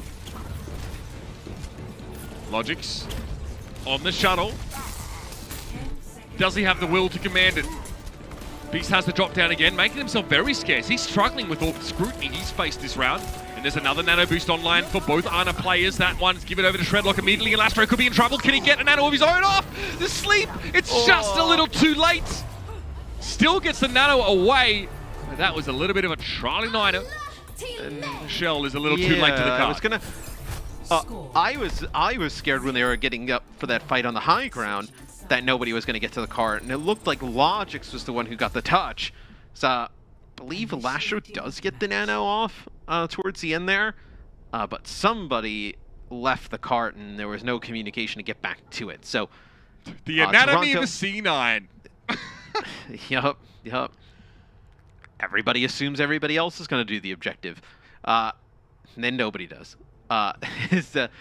They get about, what, 75%, 80% of the way to point B. So pretty decent push there for the Toronto Defiant. I think with what we've seen with bringing in Beast is probably just wanted to give him some play. Okay, so that was Logix on the point. So Logix gets taken out by Linkser and nobody goes back down. Yeah, okay. There's a Deadeye in the back to the top right of your screen. I think that's why Michelle didn't want to drop until he had a bubble for himself. Still, that just made it a little bit too late. The timing wasn't really there for the Defiant. So definitely a less imperious display from Toronto, I want to say, on that attacking side. Vancouver Titans here. I mean, win condition pretty comfortably set. They just need to make decent inroads inside that shuttle phase, pretty much get to the second checkpoint, and they're still alive and kicking in this series. It's easier said than done, though. Toronto was able to make that much progress because they had the 6 ultimates going into that fight. Once the shuttle kind of phase opens up, if you don't have that luxury, we've seen teams get stalled out there for a very long time. TP play mirrored by the Titans. They use it to at least get in a position where they can contest this bridge, so there'll be some poke damage, primarily from the Zarya players. Michelle's been able to somehow glean 30 charge from this situation, so be happy with that. He'll have to move, though, pretty quickly here. And gets no charge from that as well. Nicely done by the Titans to stop shooting at the Zaya with a bubble. I guess it's pretty fundamental by this point, but still overlooked sometimes. Shredlock burnt down. Again, the Winstons just do not last long here. No, especially if they don't have a bubble, if he doesn't have his own bubble down. No, the other Zarya's charged up a lot of damage to be able to just kind of like blow up these Winstons. Also a decent amount of stun, right? The sleep, the flashbang, the bash from Brig. You go in, you don't have that bubble, you get hit with one of those. You're at this level of play dead pretty much immediately. So Dalton trying to move the payload underneath the bridge. He'll get challenged a little bit there by Logic, as they don't want to let the payload around that corner. Pride is looking dangerous right now. And that's just not just the Tanner moustache and beard combo, it's the Charge. 82%. Cart not moving right now. Here's the nano boost here. So Lastro sets this one up. Beast immediately gets rid of fire. That's crucial. Now no one's going to interrupt him here. He needs the primal rage though. Nice landing with a jump pack. Gets him pretty much there. And in the end, the rest of his team comes to the rescue. Yeah, no need. Oh, they actually beautiful there. The Lastro actually slept Shredlock on the way out. So everybody's able to converge on him, pick up the kill. It's 2 minutes to go. You're not in full panic mode yet if you're the Titans, but you're getting close because you have these ultimates that you're going to have to use to push over the line. If you don't get it, obviously that's worst case, but use these ultimates. The clock still dwindles down. Now, Toronto's going to be able to get on top of that shuttle in the second phase and start controlling it, so you want to be able to take this, ideally, if you're the Titans, without using everything. Graviton Surge here for Michelle. This is Beast in a very good position to do work. That's the grab. Nano boost to Fried Weenie here. Logic goes down early, and you can see the Defiant have to respect this a little bit. They get a grab fired back at them. Primal Rage from Beast Halo completely nullified. He just gets blown up while he's suspended inside that doorway, and the Titans will get themselves that point A. Again, a miscalculation perhaps from Toronto as they give it up. But like I mentioned, they had to use Deadeye, Primal, Grav, and Nano to be able to make it happen. These kills are huge. This will buy them the space necessary, right? You'll be able to get the payload, maybe even underneath the bridge or close to it that can negate some of the high ground on top of the shuttle. And those tank ultimates are definitely the most impactful ones here, so the quicker that Vancouver can recoup those, the better shape they're going to be in. Obviously, they're still dealing with the threat of a Deadeye from Hisu, and Logic's Pulse Bomb. Beast Halo, I mean, he gets hit, with that by the grenade. Throwback on the name, I know. Where does Logie Bear stick this? A picnic basket, perhaps? He'll keep the cart stalled for now, and a Pulse Bomb in hand, he's looking for a fight. That's not bad. Trying to force the recall. Has to use his own, but he recalls to where the mini is, so we can at least get a bit of a top up there. Pulse! Oh, it's good! Oh. Both Tracers find themselves 2 kills, but Hisu's Deadeye gets rid of Shredlock. Now, crucially, the Pulse Bomb from Dalton got both supports. We'll see if that makes a difference here, and it seems to be the case. The fight goes longer, and the Defiant flounder for a moment, but they stay alive, and that card starts trundling backwards. Logic's with the double with the Pulse Bomb right after Dalton. Just no emotion on the face whatsoever. Another day at the office. Everybody inside of that stairwell, and you saw Dalton's. He actually comes from the high ground, I believe, sticks it on the Aztec, who just kind of jumps back down into the Lastro. And Logic's from the opposite side able to connect with one is Deadeye for Linkser. Electric Cowboy. Pushing them down from on top of that shuttle. All right, here's a Beast now. Primal Rage for him. It's a nano boost on towards Shredlock. Maybe no huge surprise there. And Beast during Primal doesn't really want to fight in that room. He knows he'll get blown up instantly. Fried Wiener's just asking him to come and test him. He has a Graviton Surge available. No charge though, a little bit annoying. But grab into the corner anyway, catches Lastro. He gets a bubble, biotic grenades himself. Can't stay alive though. The responding grab is much less shock and awe, I'll be honest with you. The Titans now in a good position to take this map away. Michelle goes low. Fry Wiener has to duck inside the bubble for the time being, and Dalton's stunned up. He's able to blink away. Now the Pulse Bomb doesn't connect, but Logic and Aztec are down, and the Titans stay alive here with a victory on Watchpoint Gibraltar. Looks much cleaner from them. And again, Matt, like you said, a lot of those transactions in terms of trading ultimates for time, for space, seems to work out in their favor. Yeah, it's a huge win here for the Titans, obviously keeping themselves alive in the series, but Dalton on the Tracer, a real difference maker. Toronto, they bring in Logics to play that Tracer role. This map, though, Dalton definitely got the better. Huge pulse bombs, being able to get into the back line, pressure out these supports. Played really strong on Gibraltar. Yeah, of course, Beast comes in, tough job, and we see both of these Winstons getting essentially just blown up as soon as they show their faces. So it's a dangerous game. You really have to be in and out quickly and safely. And it doesn't matter if you're a bottom 3 or a top 3 main tank, that challenge is still going to be quite difficult to surmount. Logic still looks good on the Tracer. We'll see if he stays in, if there's more substitutions to be made on the other side of the break here. Still, match point for Toronto Defiant, and the Titans want to force a map 5.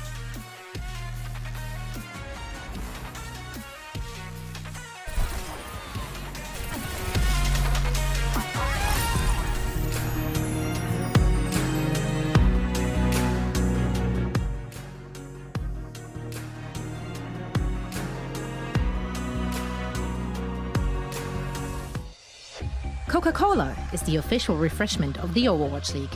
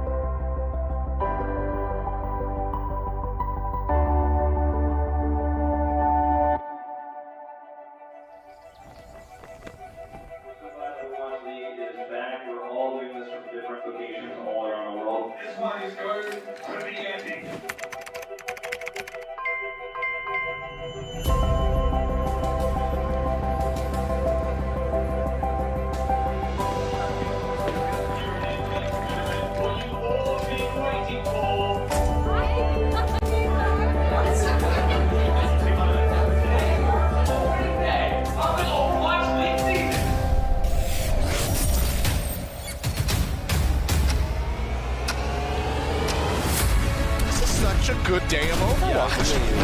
New York kick things off with a bang. Tuba, does it get rid of Masa? Come on. He'll get rid of Kodak. Do I see a Hawkeye? Do. Oh, wait, what? Are you serious? What's that? Oh dear. In the block. That's the dead eye. No. Unbelievable. Yes! Come on!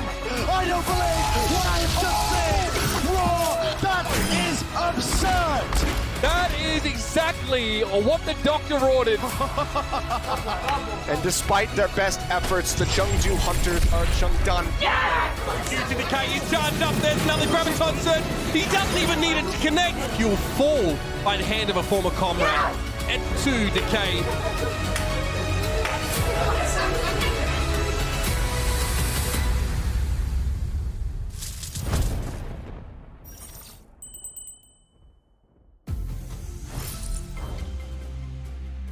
A different look for the Toronto Defiant in map number 3. Gibraltar does not go their way, though. The Vancouver Titans find some form, find some signs of life, perhaps, and the Defiant very quickly, Matt, rearrange their roster, make some changes here, and get some of those initial players back in. We go back to what we saw.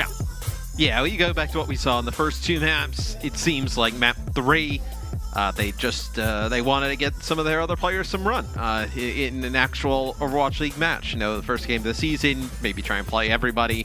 As we have Beast sub out, put Sato back in, Sunjae in for Aztec, and then Nice in for Logics. I do want to speak with KDG after this because we do have pick'ems this year, and I had a 3-0 in this match. So now if they win this one, I'll be slightly angry, but not really. As Teru sub in for Linkser here. We didn't really talk about that, did we, I guess? You know, with Hisu and Sato being brought over from KDG, I think the desk were talking about, like, the new structure that Sato's playing under or whatever, but it might actually be a pretty similar one to what we saw at Philadelphia. Obviously, with KDG being involved there. You know, it's not uncommon for coaches to bring over some of their players that are sort of like their proteges in a way, and obviously it's revitalized this Defiant roster who, you know, were always in the mix, always competitive, but never really dominant. Here's a chance here in this last map, which is Hanamura, as you can see, to display some of that dominance here and say, hey, look, we gave the rest of the roster a bit of a run, but it's time to end this fun and games. I mean, you know, bringing over Hisu and Sato from Philly is not a bad grab, right? We talked about how good Hisu was towards the later half of the season for the Fusion. Sato, with his career with Philadelphia, I think, you know, getting Michelle with the Seoul Dynasty, he wasn't really doing anything there with how his play was. You've got some really good. Lastro is like not really like a last minute, but kinda like when Valiant released their players. You put together a really good team with just kind of, you don't want to say spare parts from everywhere else, but just kind of like picking and choosing from different teams, and then obviously dipping into the free agency pool a bit. A map the two have yet to play, I guess, so we didn't really see it last year. And already, we're going to get a chance to see what Hanamura looks like between these two teams. And compositionally, we saw some wacky stuff yesterday. We saw Double Shield Bastion play for a time yesterday. That was quite curious. Was that not the Gladiators who tried that? That was Gladiators Shaw, yes. I was going to mention, too, I think Cuss on the desk was talking a little bit about it in the pre-game, but really love the diversity that we saw in terms of the meta yesterday. Today, at least with these two teams, we primarily seen them play this. Right. Rush or have Tracer in the mix, right? But a lot of, you know, it's really the Reinhardt, the May, the McCree, Brawley, Lucio for the speed to disengage, engage, and then the Batiste for the heals and the Immortality field. I've heard whispers that, you know, the Mayhem are working on some cool stuff, so maybe a reason to stick around and see what they do in their matchup against the Atlanta Reign. But it's a teleport that gets the majority of the Titans here in the top left high ground. So they're going to rotate to the point now. So this is less direct, less maybe aggressive than just teleporting directly onto the point. But it gets them past the choke and away from a lot of the poke damage that can punish them, especially if Hisu really wants to connect some of these shots. It's tough for the Titans to advance. They want to stay out of line of sight as long as they possibly can here. Group up, heal up, and get ready to contest in a brawl. It's when Symmetra gets to the point, she can really be devastating on the shields. You know, she's going to burn the shield down. This is Clever. interesting. A teleport to the exact other side. But, you know, Symmetra, you know, getting the shield down, getting the shield down, getting the shield down. This is interesting. It's going to burn the shield down. This is interesting. A teleport to the exact other side. And then I believe that may wall actually go right on top of the TP to block it. We'd have to get another look at it, but that would be a really nice use of the May wall there to block some of the other players trying to go to the other side. Yeah, we only saw Fried Wiener actually get through that teleporter at all, and by the time he'd done that, 2 of his teammates had already fallen. It could have been because the Defiant was standing on one side of the TP, sort of, you know, hitting F and trying to go through the teleporter and just not. All right, guys, it's all commit. He's like the only one there. And now we're hitting F for a different reason. Now the Titans have to come back once more. 2 minutes 20 on the clock. Okay, that's an Ant Matrix. May wall, Immortality Field has to be employed there to keep the Titans hale and hearty. And so they are. Dalton gets the TP on, almost gets smashed, and yep, Sato's waiting for him there. Nicely done. I like this. The Defiant, they stick their Reinhardt on the other side of the TP map.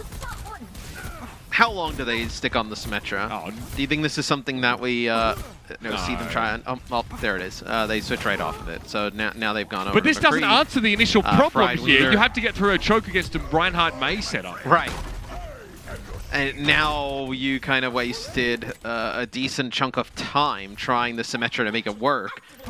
You're down, what? I mean, Toronto has 5 ultimates here. They'll get a Ant Matrix up rather quickly with the amount of healing that Lastro will be able to provide.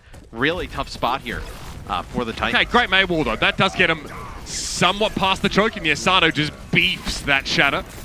Hisu, defense matrix in the way, but he's able to get back to the rest of his team, so he's not caught for being out of position. So, okay, in a different manner, the Titans were able to get into this previous position. They don't have a TP to get them behind the Defiant once more, so it's much more of a direct approach.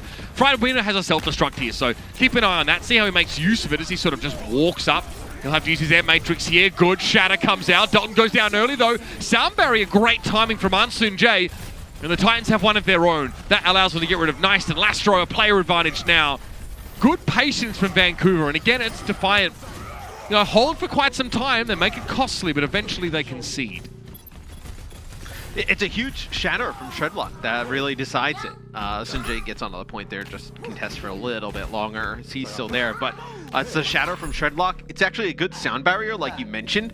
But we see from Fried Wiener's point of view, he just jumps right on the last show and he's down on the ground, knows he needs to get the Batiste out of the fight. 3 minutes 23 on the clock with that extension. Okay. Nice getting rid of that take place.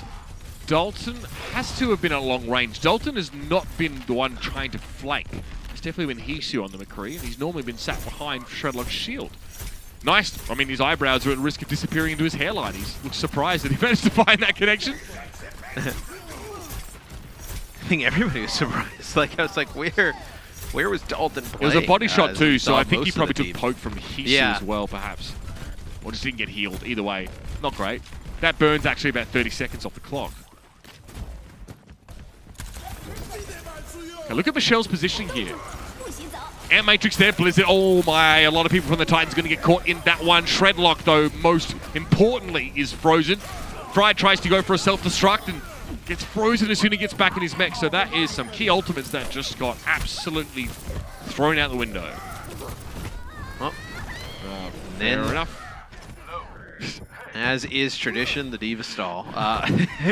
Well, what he tried to do there, though, with the self-destruct, right, is deter them from, running on in. A lot like how we see sometimes like a Deadeye used when the Blizzard comes down. Deter them from coming in, especially with the self-destruct. Forces Sato to keep his shield up, depending on where it is. This will be a speed boost Deadeye. Both teams using the Deadeye. Both resulting in nothing, but just this pressure from Toronto. I mean, look how far it's pushed the Titans back. Yeah, they're playing under the bridge here on the low ground. They really had to disengage very quickly. They have the Blizzard here, though, so I'm interested to see how Ansun J positions the Defiant in this next fight, because that will be a big problem. If they get frozen up on the high ground, that could be the point. Again, it's also like Michelle, if he can eat Terror this. gets really low. Still alive, though. Teru, another big hit. Yeah, he's just taking this poke damage. Oh, and this is going to get even worse now with an amplification matrix. The Maywall has to be there, but Sato is going to try and bypass that. This Earth Shatter, waiting for Shredlock to drop the shield, play the corner here, stay safe. Okay, and now the Titans' positioning's been forced. They had to go to the high ground, so Sato gets shattered. Great sound barrier, though. That is beautiful stuff from Ansun Jae. Still not enough to keep Sato alive, though. And okay, so very roundabout way of winning the fight here for the Titans. It requires some creative maneuvering, but in the end, the result is really favorable. So this will be 2 ticks now for the Titans, and it'll be a nice drop in the Blizzard from the high ground. This will be Titans Blizzard in return. Sato trying to get a shatter off there before he gets completely frozen up. So it looks like Dalton up on the high ground. Same with Hisu now up on the high ground here. Is he able to pick up some kills, do some damage? That immortality field was huge from Lastro. Sato is clinging to life, but it came out at the point that Fry doesn't have a rocket booster available, and Shredlock can't get to the drone without taking too much damage from Sato's hammer swing. So essentially, Sato is unkillable for that window. And then Hisu gets to wrap around and force Shredlock to turn his back, and that's not a good idea as Reinhardt. Not in that situation. Lastro's looked really, he's looked really good on the Batiste. We knew his Ana was insane. Deadeye combination. Yeah, his Batiste. Deadeye combination with a Amp Matrix here as the Maywall goes up in the choke is they are not going to be able to get a touch. So that'll be it on progress for the Titans. Look, I've got to commend the Titans because they have come up with some of their rather creative solutions to some of the problems that Toronto have presented to them. For example, how that previous fight went that required a speed boost and sort of a solo shatter on Sato, allowed them to pick him off. That is quite creative. Shredlock at that time is probably looking to try and get a multiplayer shatter on the high ground. Instead, that you see Sato's wrapped around because they threw up a Maywall to protect themselves from an Amp Matrix. Sato says, well, I'm just going to walk up here and maybe I can sort of find a shatter. So the Titans are, repositioning really well with Fire. I wonder how much Fire is involved in the calling here because it seems like they're really responsive and they look really good in Lucio comps. There's not enough here against the Defiant, obviously, but still promising signs. So we'll see if there's anything a little bit different for Toronto on offense. They could play the Pharah. We saw some Pharah yesterday from Nero. Pretty much for the whole map because the Gladiators are running the Bastion at the beginning. What do they decide to do though? This is going to be pretty standard here for the Titans. Nothing surprising. No kind of tricks or kind of games coming out here on defense. This will be May McCree. Just waiting on what do we see from the Toronto Defiant. So I was going to say that comp would make 0 sense. We're going to see some changes. Yeah. Okay. So they're going to play the May McCree as well. For a second there, they were hovering the Pharah Roadhog Wrecking Ball combo. Yeah. Also known as the let's end this flat game by getting full held combination. It's a classic, yeah. Those of us who know, I mean, if you know, you know, chat. If you don't know, then take your lucky stars. That's nobody's in voice chat selecting their favorite heroes and or finishing a game in 10 or minutes. The caster stack yelling at each other constantly. Shredlock goes down early though, not a great sign here. Okay, Hisu. Dalton's cranium goes a-rolling. One thing you mentioned is that's going to be 3 for Hisu, make it 4. He's just hunting. You mentioned Fire being able to get the Titans out on the Lucio at times. It just seems like when we're on with Toronto, especially, they're just engaging onto the Titans so fast that the Titans don't even have enough time to react. Right there, I mean, Shredlock is dead before he can even move backwards. Shield is up, gets flashbang, just basically nuked down. As that is a very fast take there for Toronto, setting themselves up tremendously to win the series.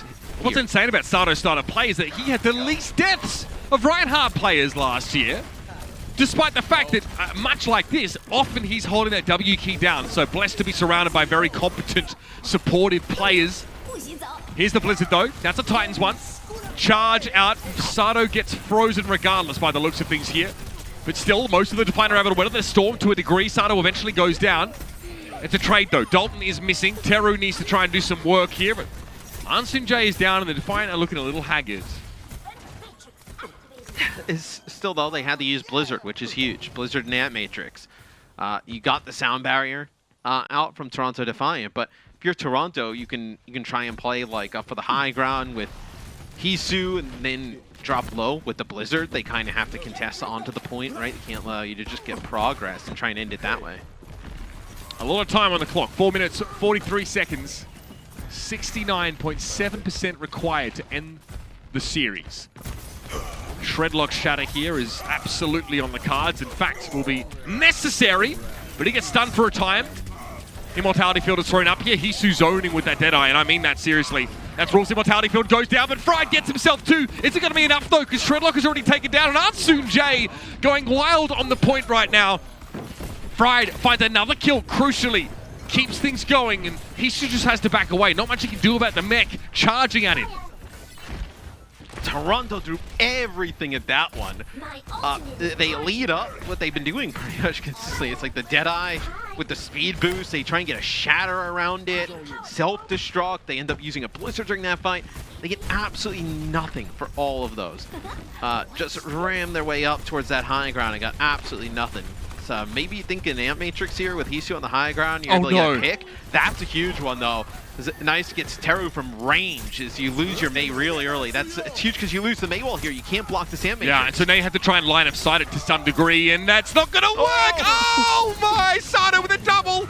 It's a damage boost and fire strike, and it's basically curtains here for the Vancouver Titans. The Defiant move up. That's one tick for them now. That Mei wall, a little bit too late in the day for that, but Teru had no other choice. The sound barrier only given over to 4 players on the side of the Titans. Now as Shredlock tries to push forward, here is that blizzard from Teru. This will split the Defiant up to a degree. Friedwiener has lost his mech, but he is down now. Lastro picks him up. Dalton with a cheeky switch to the Widowmaker, but it does very little to help their presence on the point.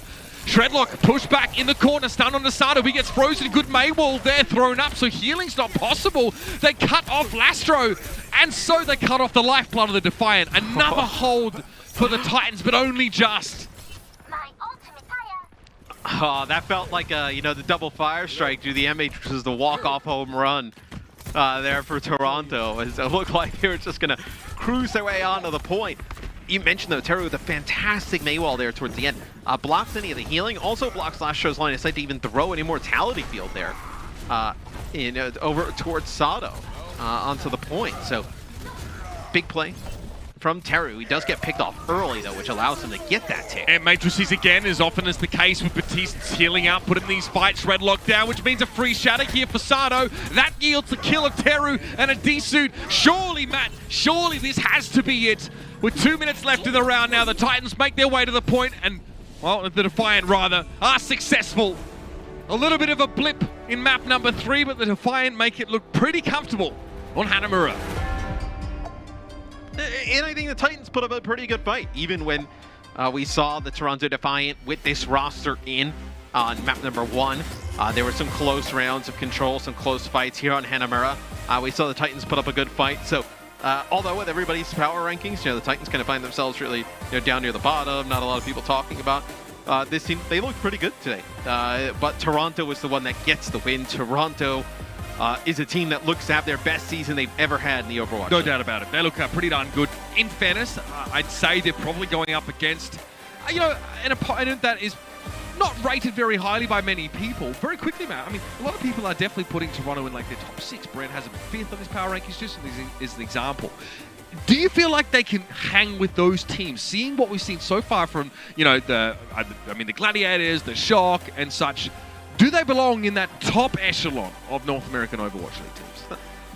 I think they do. I think they're going to find themselves right in that conversation where they're a team on the cusp. Like, I think actually you kind of look at how we saw the Dallas Fuel play yesterday. It's like, could this Toronto team rise to the occasion and beat a team like the Fuel or take a team like the Outlaws? I think so. I think this Toronto team has that type of capability. So I would not be surprised if we get towards one of these, tournament qualifiers towards the end, and they upset somebody and they find themselves, moving on, maybe advancing a little bit further than people expected. Yeah, I talked to a few Toronto fans in the off-season. They were all like, oh, my life is pain. Toronto fan is pain. And I thought, well, wait a minute. Like, these are great acquisitions for your team. And even some of the sort of lesser-known names, like Nice, for example, maybe if you're not really in the weeds, and you're saying, I get it every 5 seconds, maybe you don't know, what this player is sort of capable of. But he looks incredible. He opens up that last fight, of course, with some of those ice spikes. But the player of the match here, presented by Xfinity for the Toronto Defiant, has to be Hisu, because across the entirety of the series, this guy was a pressure machine, a trash compactor, if you will. He was so hard to deal with. He started off by just punishing Dalton time and time again as he tried to approach on Tracer and was constantly getting headshots. Just so many different off angles, interesting plays from Hisu in this series. I thought you also could have potentially given it to Lastro. I thought Lastro had a very good series, but strong performance from Hisu, where he's going to be asked to be like the focal damage-dealing player for this team the whole year. Last year, you had a lot of help on the Philly Fusion with so many talented players on that team. This year, obviously with Nice and Logix, you have a good core around them. But he's really going to be that star player they need to perform each and every game. And to start off this way, looks good for Toronto. And this was the play that was kind of the understudy to Carpe on the Philadelphia Fusion and was sort of speculated as maybe his eventual successor. He goes over towards the Toronto Defiant and really feels like he gets let off the chain, right? Not often to see sort of a player that was acquired in an off-season, sort of be such a centerpiece, but that is the kind of player that Hisu is emerging as. And this is the kind of player that Hisu was hyped up to be by the Fusion. Even though he didn't really get to have that kind of season, he might now just really be considered a dominant DPS force. And I mean, we're glad to have another one here in the Overwatch League. I think the Titans show us some decent looks. I think their Gibraltar looks very solid. Fundamentally, they definitely look to be improved over last year, but they're dealing with some serious star power at the Toronto Defiant. Well, I think the Titans, I think we talked about, our power rankings and just kind of where we rank teams in general.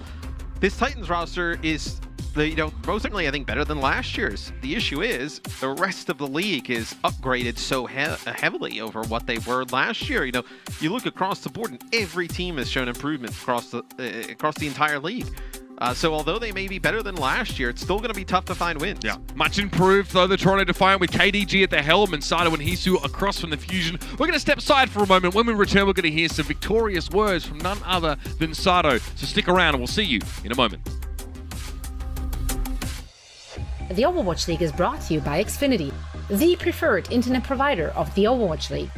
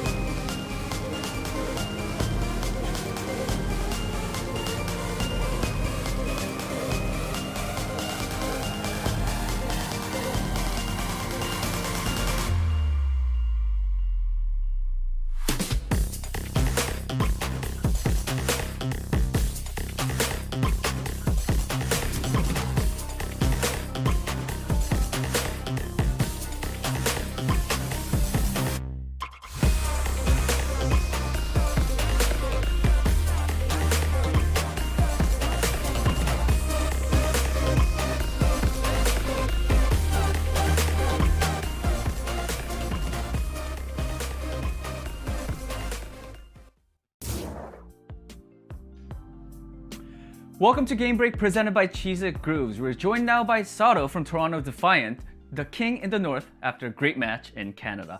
사도 선수 인사 한 말씀 부탁드릴게요. 안녕하세요, 사도입니다.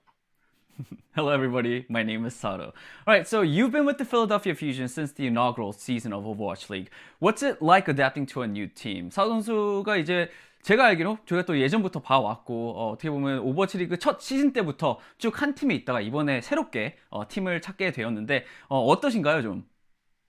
뭐 퓨전이 스튜디오도 좋았지만 이번에 새로운 팀에 오게 되어서 새로운 사람들과 함께 하는 게 또 재밌기도 한 것 같아요. Right. Although I did love my time in Fusion, just being a new environment, being a new team, and like just being with new people, I am really enjoying myself very, very much. Okay, and also, you and Hisu and your head coach KDG, of course, are from the same team last year, Philadelphia Fusion. So what elements have you brought from your time and, not only you, but like your KDG and Hisu as well, like your time in Philadelphia Fusion. 그 이제 사도 선수와 또 희수 선수 그리고 또 이번에 또 감독님이신 KDG 감독님께서 어떻게 보면 다 셋이서 같은 팀에서 이번에 토론토로 이렇게 오시게 되셨는데 좀 오면서 좀 가지고 온 장점이나 팀한테 좀 도움될 수 있는 거가 좀 있으면 뭐가 있을까요? 일단은 작년에 희수랑 감독님이랑 같이 했었으니까 감독님도 저희 장점들을 잘 알고 있고 저희 스타일을 알기 때문에 새로운 팀에 와서도 새로운 선수들이랑 융합을 좀 잘 시킬 수 있는 그런 느낌으로 좀 잘 된 것 같아요. Right. Yes. Because me, Hisu, and head coach KDG, we are from the same. We were on the same team, and now we're on the same team again. We have that synergy going on, and of course, because KDG was our head coach then, and now he is still our head coach. Just integrating newer players into a new team, and with everyone else, it's a lot smoother and easier. All right, Sato, that is it for the post-match interview. Thank you so much, and congratulations on your first win of the season. 우리 사도 선수 오늘 승리 너무 축하드리고요. 또 앞으로도 좋은 모습 기대하도록 하겠습니다. 죄송합니다. 감사합니다. 네, 감사합니다. All right, everybody, we're back. Desk. Desk. Yeah, that be us. Good job, Danny. Thank you so much, Danny, and of course, congrats to Sato and team. What a great first showing here in the 2021 season. I'm back here on the desk with Jonathan Reinforce Larson, Scott Costa Kennedy, and our resident ELO Hell. Resident, I guess. Wait, that makes no sense. You used it twice now. But yeah, you're just here also. Great job, Danny. Yep. Well, I think we have something to talk about though. Let's actually look at that first showing of both of those teams. I want to focus on the Toronto Defiant here to start things off and Reinforce. I really want to pick your brain here on the ever so highly praised tank line. Sato and Michelle, did they perform as you expected? Yeah, I think they were both impressive today, and I think sometimes I'm the main tank player, I know, right? But seriously though, I think that people sometimes they overlook how strong and important main tanks are in the Overwatch League, and off tanks for that matter. Because this season we focused a lot on damage players, like Pelican getting picked up for the Atlanta Reign, that's really important for them. But with the Toronto Defiant, Sato and Michelle is integral to this team. It's a staple of this team, and I think they performed really well today. They set up Hisu, they set up nice and made their job easier, and as a result you saw the damage players pop off. But Sato and Michelle, it starts with them because they're very important to the Toronto Defiant. Really impressed with their gameplay today, so a good start for the Toronto Defiant in their 2021 season. Yeah, as you always say, Reinforce, teams live and die by their tank line. Exactly. It's true. It's an actual quote from Reinforce. Yep. Exactly. Now, let's take a look at the Vancouver Titans and their first performance here. While, yes, they lost this first bout, they're not crowned the King of the North, but it wasn't a complete red wedding.